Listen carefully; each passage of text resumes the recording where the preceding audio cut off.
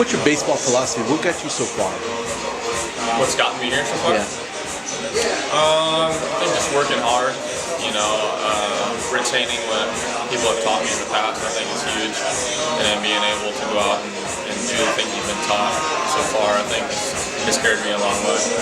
Now, you used a first-round draft pick, got this far, but there's also the first-round draft picks that are getting passed up by guys drafted in later rounds. Why does that happen? It could just be work ethic. I mean, some guys feel entitled to certain things, and maybe things don't work out for them, and they get passed up. And, you gotta, no matter where you're drafted, everybody's gonna have a chance to succeed.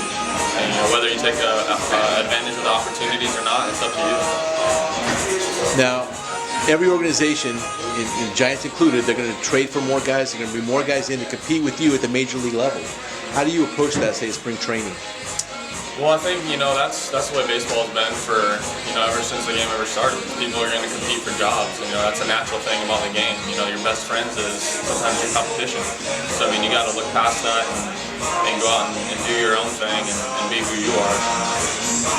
Now, baseball is a failure game, they call it, because you go up and down the organization. Sometimes there's injuries that set you back.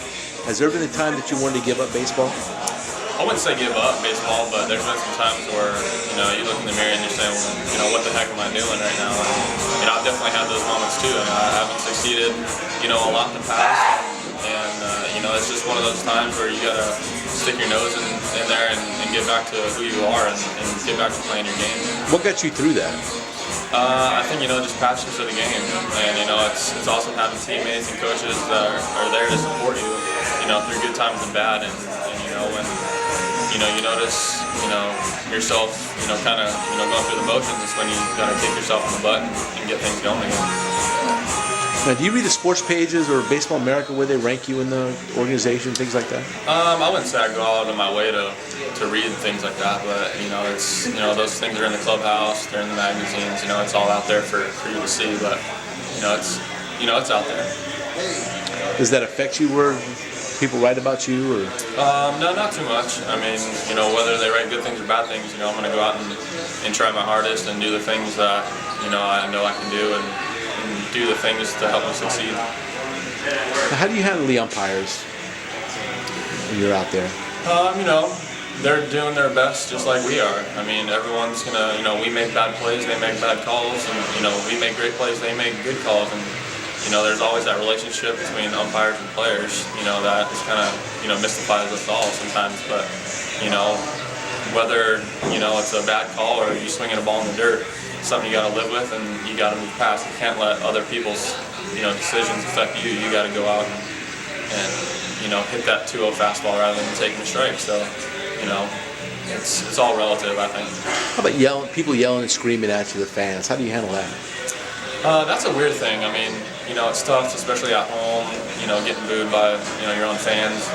Think, hey, what the heck's going on? But, they want us to pay to see good baseball, and you got to give, the effort that they came here to pay for. So, and they came to watch. So, you can't get mad at them.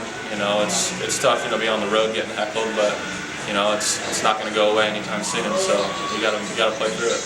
What would you tell a high school player about professional baseball you learned the hard way that nobody told you about? It's not all, everything's not perfect in minor league baseball. I mean, it's a grind, and a lot of people think, they see on TV, the guys making millions of dollars and playing in big cities and big stadiums, and it's not like that for a long time unless you get there fast. So, if you're ready to play baseball for a living and for most of your life, then it's for you. But if not, then you got another thing coming.